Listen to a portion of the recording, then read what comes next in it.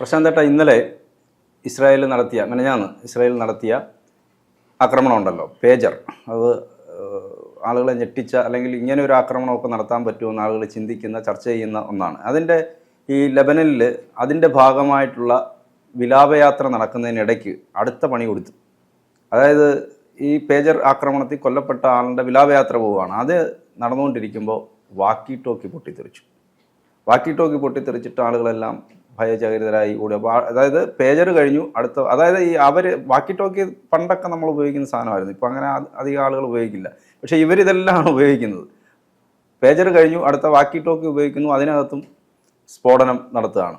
അത് എന്തുപയോഗിച്ചാലും അതിനെല്ലാം തകർക്കും എന്നുള്ള രീതിയിലേക്ക് പോകുന്നു. ആരേതൊക്കെ ചെയ്യുന്നത്? മൊസാദല്ലേ? സംശയമില്ലാത്ത അല്ലെന്നാണോ? അല്ല, ആര് പറഞ്ഞു മൊസാദാന്ന്? അത് ഇവര് തന്നെ പറയാം, ഹിസ്ബുള്ള തന്നെ ഇവര് തന്നെ പറയുന്നു. അല്ലെങ്കിൽ എല്ലാരും സംശയിക്കുന്നു, അമേരിക്ക ഉൾപ്പെടെ സംശയിക്കുന്നു, അമേരിക്ക ഉൾപ്പെടെ ഞെട്ടുന്നു, BBC അന്വേഷിച്ച് നടക്കുന്നു, നമ്മൾ ചർച്ച ചെയ്യുന്നു. തായ്വാനിൽ നിന്ന് 5000 പേജർ കൊടുത്തു. ആ പേജർ കമ്പനി എടുത്ത് ചോദിച്ചപ്പോൾ ഞങ്ങളുടെ പേര് വെച്ചിട്ട് ഇത് ചെയ്യാൻ പറ്റുന്ന ഒരു ഏജൻസിക്കാണ് കൊടുത്തിരുന്നത്. ഇപ്പൊ ഒരു ഏജൻസി ഇല്ല, ഒരു കമ്പനിയില്ല. ഇതുവരെ ഒരു തെളിവും കിട്ടിയിട്ടില്ല. അതാണ് മൊസാദ്. മനസ്സിലാവുന്നത്? അതാണ് മൊസാദ് നടത്തുന്ന ഒരു കൊലപാതകങ്ങളും ഒരു ഓപ്പറേഷനും അവരെ പിടിക്കാൻ സാധിക്കുന്നില്ല. തെളിവില്ല. ഇതിനു മുമ്പ് നടത്തിയ ഓപ്പറേഷൻസിനൊന്നും തെളിവില്ല. ഇതിപ്പം ഞെട്ടിച്ചിരിക്കുന്നതെന്ന് പറഞ്ഞു കഴിഞ്ഞാൽ ഇലക്ട്രോണിക്സ് ഉപകരണങ്ങൾ ഏതുപയോഗിച്ചാലും പൊട്ടിത്തെറിക്കുക. ഇതിന്റെ കൂടാണ് ഈ വാക്കി ടോക്കി വന്നതെന്നാണ് മനസ്സിലായത്. ആ വാക്കി ടോക്കി ഇന്നലെ അതിന്റെ സമയക്ലിപ്ത് നിങ്ങൾ ആലോചിക്കേണ്ടത്. ഇത് പൊട്ടിത്തെറിച്ചു, 10,000 പേര് എണ്ണത്തിനകത്ത് 10,000 എണ്ണം പൊട്ടിത്തെറിച്ചെന്നാണ് പറയുന്നത്. അതിനുശേഷം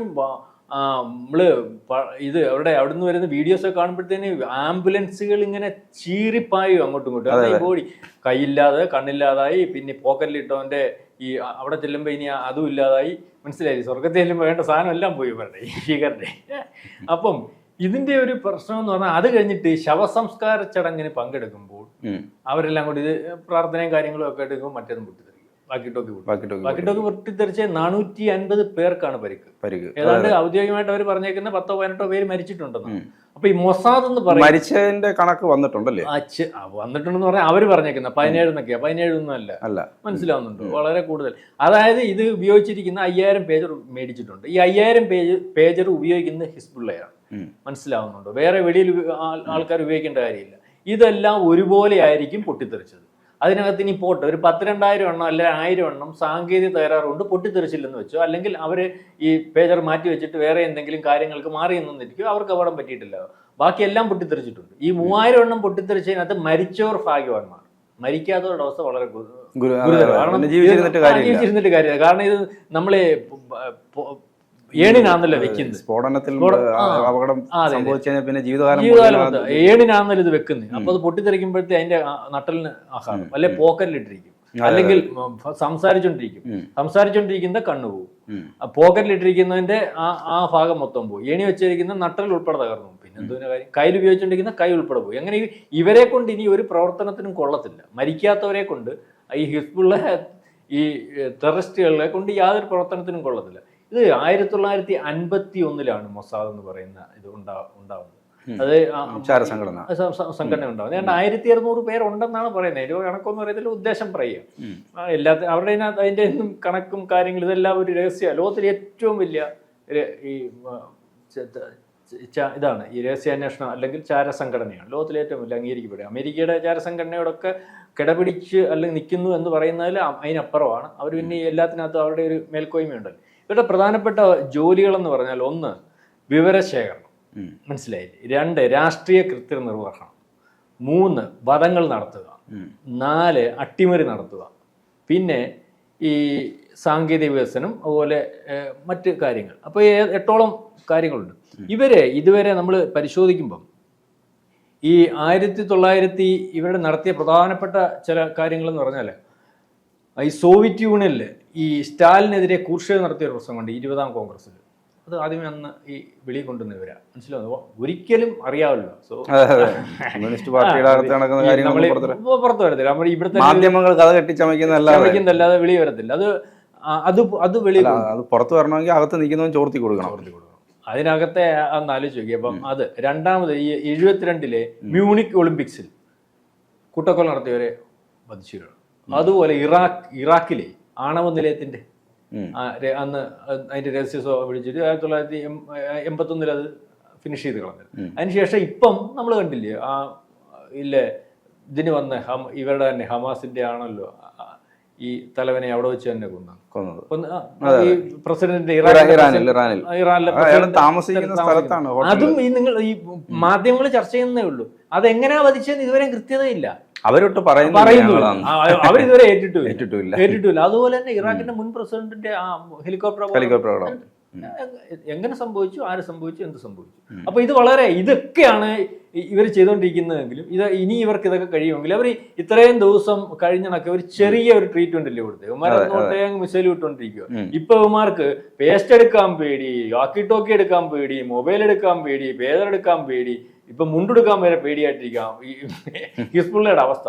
കാരണം ഭയന്ന് പോകത്തില്ല. ഇതിനകത്തൊക്കെ എന്തൊക്കെ ചെയ്തിട്ടുണ്ടെന്ന് എങ്ങനെ അറിയാൻ ഒരിക്കലും ചിന്തിക്കാത്ത രീതിയിൽ അവർ വളരെ ടെക്നിക്കലി മൊബൈൽ ഉപയോഗിക്കാതെ പേജർ ഉപയോഗിച്ചിട്ട് വളരെ സാങ്കേതികമായിട്ട് 2 പേജറാണ് ഉപയോഗിക്കുന്നതെന്നാണ് പറയുന്നത്. അതായത് ഇത് മുഴുവൻ ഈ മൊസാദ് രഹസ്യങ്ങൾ ചോർത്താതിരിക്കാൻ വേണ്ടിയിട്ടാണ്.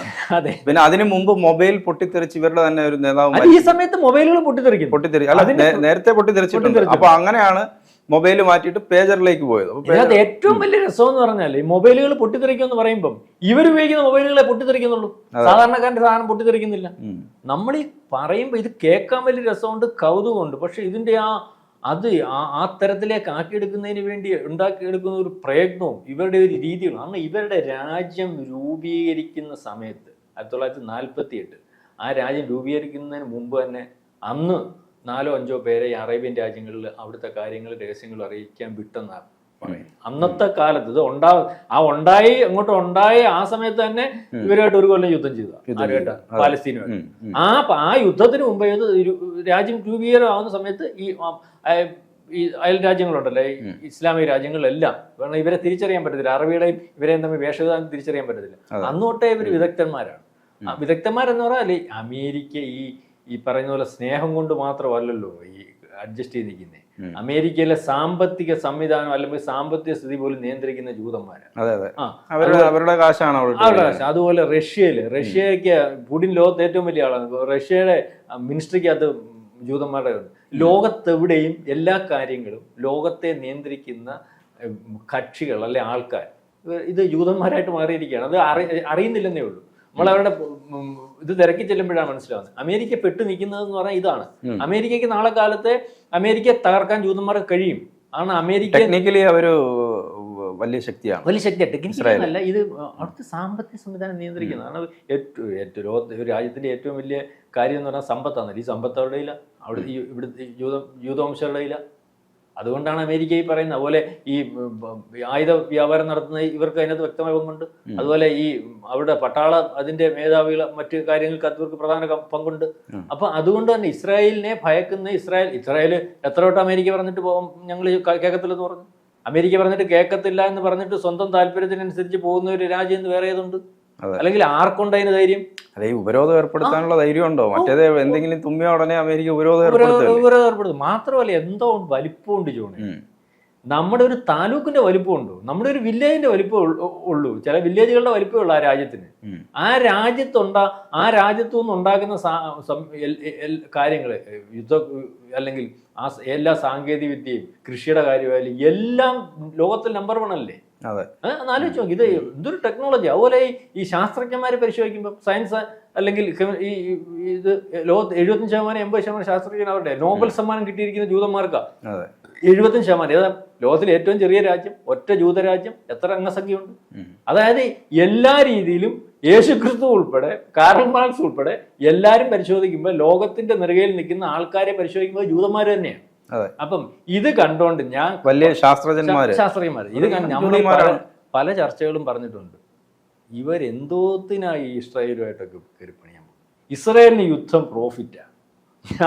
ഞാൻ എന്റെ ഒരു ഇതനുസരിച്ച് ബാക്കിയുള്ള രാജ്യങ്ങൾക്കെല്ലാം യുദ്ധം എന്ന് പറഞ്ഞാൽ ആ രാജ്യം തകർന്നുകൊണ്ടിരിക്കും. ഇസ്രായേലിന് യുദ്ധം വരുന്നതോറും ഇസ്രായേൽ വലുതായിക്കൊണ്ടിരിക്കും. അത് അവർ ആഗ്രഹിക്കുന്നത്. ഇതിപ്പം വേറെ കാര്യമുണ്ട്. ഈ യുദ്ധം നടക്കുന്ന സമയത്ത് ഇപ്പം ഇറാനാണ് അല്ലെങ്കിൽ ഇറാഖാണല്ലോ ഇതിനകത്ത് പ്രശ്നമായിട്ടിരിക്കുന്നത്. ബാക്കിയുള്ള ഇറാനാണ് പ്രശ്നമായിട്ടിരിക്കുന്നത്. ബാക്കിയുള്ള ഈജിപ്റ്റ് പണ്ടുന്ന പ്രശ്നത്തിന് ചെന്നതല്ലേ, അന്ന് അനുഭവിച്ചതാണല്ലോ. ബാക്കിയുള്ള രാജ്യങ്ങൾ ഈ സന്തോഷം കൊണ്ട് നിൽക്കുമല്ല, ചെന്ന് കയറി ഈജിപ്റ്റ് ഒന്ന് ഉടക്കി നോക്കട്ടെ, അല്ലെങ്കിൽ അതിനപ്പുറത്ത് നിൽക്കുന്ന ബാക്കിയുള്ള രാജ്യങ്ങളൊന്ന് സൗദി ഒന്ന് ഉടക്കി നോക്കട്ടെ, സൗദി അങ്ങ് പിടിക്കും. കാരണം പലയിടത്തും ഇവർ ഔദ്യോഗികമല്ലാതെ ഇവരുടെ കടന്നുകയറ്റത്തിൽ നിൽക്കുകയാണ്. വിശാല ഇസ്രായേൽ എന്ന് ട്രംപ് പറയുന്നില്ലേ, മനസ്സിലാവുന്നില്ല. അയ്യോ, നെതന്യാഹു പറയുന്നുണ്ട്, ട്രംപും പറയുന്നുണ്ട്. ട്രംപ് അതിനെ സപ്പോർട്ട് ചെയ്യുന്നു. ട്രംപ് ആണല്ലോ ഇപ്പൊ പറഞ്ഞ ഇസ്രായേൽ വലുതാവേണ്ടതായിട്ടുണ്ട് പറഞ്ഞില്ലേ, നടക്കത്തില്ല, ഇസ്രായേൽ വലുതാവേണ്ടതായിട്ടുണ്ട്. ഇത് അവരതിന് തയ്യാറായിരിക്കുക. ഈ ബാക്കിയുള്ളവര് മിണ്ടായിരിക്കുന്നതെന്ന് പറഞ്ഞാൽ ഭയം തന്നെ ഉണ്ടായിരിക്കുന്നത്. ഭയക്കേണ്ട രാജ്യമാണ്. പക്ഷേ നമുക്ക് സന്തോഷത്തോടു കൂടി പറയാം, ഇനിയും ഏറ്റവും അവസാനം അമേരിക്കയോട് കൂടി പോലും ഇസ്രായേൽ പ്രശ്നം ഉണ്ടാക്കിയാലും ഇന്ത്യയോട് പ്രശ്നം ഉണ്ടാക്കത്തില്ല. അതിന്റെ കാര്യം എന്തെന്ന് ചോദിച്ചാൽ നമുക്കറിയത്തില്ല. അത്രയ്ക്ക് ആത്മാർത്ഥമായിട്ടുള്ള ആ സമയത്ത് ഇവര് രാജ്യമില്ലാതിരുന്ന സമയത്ത് അഭയം കൊടുത്തു. നമ്മൾ എത്ര പേരെ അതിനു വേണ്ടി പേരെയൊന്നും സംരക്ഷിച്ചില്ലല്ലോ. പക്ഷെ കുറഞ്ഞ പേരെ സംരക്ഷിച്ചിട്ടുള്ളെങ്കിലും ഇന്ദിരാഗാന്ധി ആയിരുന്നു. അവരെ വളരെ കൃത്യമായിട്ട് ആ ഒരു കൂറ് ഇപ്പോഴും കിടക്കും. നമ്മൾ പറയുന്നത് അതുപോലെ കേൾക്കും. റഷ്യയിലെ എല്ലാ പുടിന്റെ കാര്യം പറഞ്ഞാൽ അതുപോലെ കേൾക്കും. നമ്മൾ പറയുന്നതിനകത്ത് വലിയ വിലയാണ്. നമ്മളോട് ഭയങ്കര കരുതലാണ്. അവർക്ക് നമ്മളിൽ നിന്ന് ഈ പറയുന്ന പോലെ വലുതായിട്ടൊന്നും കിട്ടാനും അല്ലെങ്കിൽ നമ്മളോട് ബന്ധം സ്ഥാപിച്ചിട്ടൊന്നും നടക്കാനുമില്ല. പക്ഷെ അതൊരു വല്ലാത്ത കരുതലാണ്, ആത്മബന്ധമാണ്. ആ കരുതൽ, റഷ്യയുടെ കരുതൽ, ഇസ്രായേലിന്റെ കരുതൽ ഉള്ളത് കൊണ്ട് അമേരിക്കയ്ക്കും വലുതായിട്ട് കയറി ചൊറിയാനൊക്കത്തില്ല. അമേരിക്ക ഇസ്രായേലിനെ ശരിക്കും പറഞ്ഞാൽ ഇസ്രായേലിനോട് അടുത്ത് ചെന്ന് ഇസ്രായേൽ പറയുന്ന കേട്ട് അത് ശരിയെന്ന് പറഞ്ഞ് നിൽക്കുന്ന ഒരു രാജ്യമാണ്. ലോകത്തിലെ ഏറ്റവും വലിയ രാജ്യവും അല്ല, ലോകത്തിലെ ഏറ്റവും വലിയ അമേരിക്കൻ പ്രസിഡന്റാണ്, ലോക പ്രസിഡന്റ് എന്നൊക്കെ പറയുമ്പോഴും ഇസ്രായേലിന്റെ മുമ്പിൽ ഇവരൊന്നും അല്ല. അതുകൊണ്ട് നമുക്ക് പറയാനുള്ളത്, എൻ്റെ പൊന്ന് മൊസാദെ, എൻ്റെ പൊന്ന് ഹമാസെ, പണി നിർത്തി ചുമ്മാ വീട്ടിൽ പോ, അതായിരിക്കും നന്നാവുക. വീടുണ്ടെങ്കിൽ ഇവിടെ കളി. ഇന്നിപ്പം പറഞ്ഞിരിക്കുന്നത് യുദ്ധസജ്ജമാവുകയാണ്, യുദ്ധം തീർന്നു നടത്തുകയാണ്. ഒരു ഇത് നടക്കത്തില്ല. ഇതിന്റെ ഇടയ്ക്ക് ഇവർ അതിൻ്റെ അകത്ത് യുവന്മാർ പറഞ്ഞില്ലേ, ഞങ്ങളുടെ തുരങ്കം നിങ്ങൾക്ക് അറിയത്തില്ല, അത് കാണിച്ചു തരാം, അതിന്റെ സാങ്കേതിക സംവിധാനം ഞങ്ങൾക്ക് അറിയത്തില്ല, മറ്റതാ മറിച്ചാന്ന് പറഞ്ഞാൽ ആ പറഞ്ഞ 2-3 ദിവസം കഴിഞ്ഞപ്പോൾ അതിനകത്ത് മൊത്തം വിഷവാദം അടിച്ചു കയറ്റി കണ്ടവാൻ ആൾക്കാരെ കൊണ്ടു. ഈവൻ വട്ടം കാവൽ നിൽക്കുന്ന തുരങ്കത്തിനകത്ത് വിഷവാദം അടിച്ചു കയറ്റിട്ട് പറഞ്ഞു. അതായത് ഒരു കാര്യം ഞാൻ പറയാം, എനിക്ക് മനസ്സിലാവുന്നിടത്തോളം ഈ മൊസാദ് എന്ന് പറയുന്നത് ആയുധം പിടിച്ചുകൊണ്ട് നിൽക്കുന്ന അങ്ങോട്ടും ഇങ്ങോട്ടും നോക്കുമ്പോൾ ബഹുമാർക്ക് തന്നെ ഈ സംശയം വരും, ഇത് അയ്യോ മൊസാദ് അല്ല, ഈ ഹമാസ് എന്ന് പറഞ്ഞ ആയുധം പിടിച്ചുകൊണ്ട് നിൽക്കുന്ന ആൾക്കാരുണ്ടല്ലോ, അവരങ്ങോട്ടും ഇങ്ങോട്ടും തന്നെ സംശയം വരും, ഇത് മൊസാദ്, ഇത് മൊസാദ്. അല്ലെങ്കിൽ എങ്ങനെയാ നടക്കുന്നേ, എങ്ങനെ നടക്കും, എന്ത് മായാവിയാണ്. അപ്പം നമുക്ക് ഇതിനകത്തൊരു സന്തോഷമൊക്കെ ഉണ്ട്. ഉള്ള കാര്യം പറയാം, ഇനി ആർക്കും ഇഷ്ടപ്പെട്ടില്ലെങ്കിൽ ഇഷ്ടപ്പെട്ടാലും ഇസ്രായേലിന്റെ ഒരു വിഷയമാണ്. ഇസ്രായേലിനെ ഉപദ്രവിക്കാൻ ശ്രമിച്ചത് കൊണ്ടാണ്. ഉപദ്രവിച്ചാൽ അവരുടെ മൊസാദിന്റെ തിയറി തന്നെ, ഞങ്ങളെ ഉപദ്രവിച്ചാൽ ഞങ്ങൾ ഒരിക്കലും മറക്കത്തില്ല, ഞങ്ങളെ സഹായിച്ചാലും ഞങ്ങൾ ഒരിക്കലും മറക്കത്തില്ല. അത് വേണമെങ്കിൽ 1-2 ആവർത്തി കേൾക്കുന്നത് ഹമാസിനും അല്ലെങ്കിൽ ഹിസ്ബുള്ളയ്ക്കും ഒക്കെ നന്നാവും. അല്ലെങ്കിൽ ഇതുപോലെ പൊട്ടിത്തെറിച്ച് ഉപ്പാടും.